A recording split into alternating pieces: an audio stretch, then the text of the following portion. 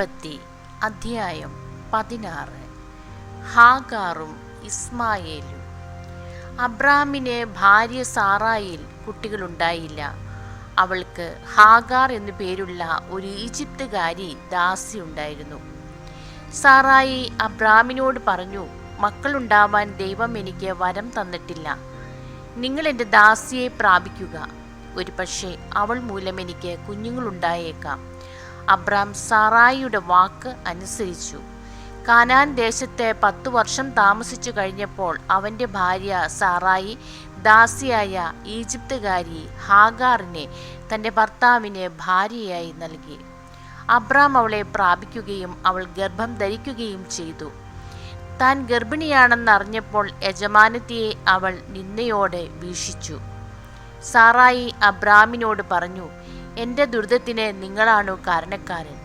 ഞാനാണ് എൻ്റെ ദാസിയെ നിങ്ങളുടെ ആശ്ലേഷത്തിന് വിട്ടുതന്നത്.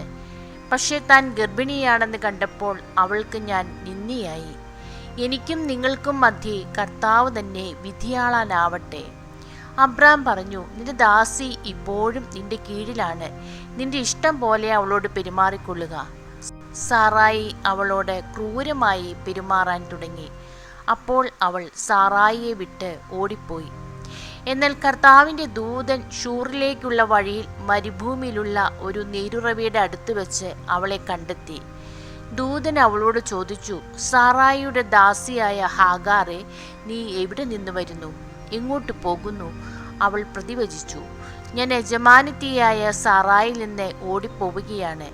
കർത്താവിൻ്റെ ദൂതൻ അവളോട് പറഞ്ഞു, നീ യജമാനത്തിയുടെ അടുത്തേക്ക് തിരിച്ചുപോയി അവൾക്ക് കീഴ്പ്പെട്ടിരിക്കുക.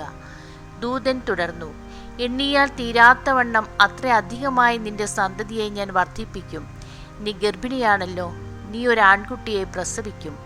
അവന് നീ ഇസ്മായേൽ എന്ന് പേരിടണം. കാരണം കർത്താവ് നിന്റെ രോദനം ചെവിക്കൊണ്ടിരിക്കുന്നു. അവൻ കാട്ടുകഴുതയ്ക്കൊത്ത മനുഷ്യനായിരിക്കും. അവൻ്റെ കൈ എല്ലാവർക്കും എതിരായും എല്ലാവരുടെയും കൈ അവനെതിരായും ഉയരും. അവൻ തൻ്റെ സഹോദരങ്ങൾക്കെതിരായി വർദ്ധിക്കുകയും ചെയ്യും.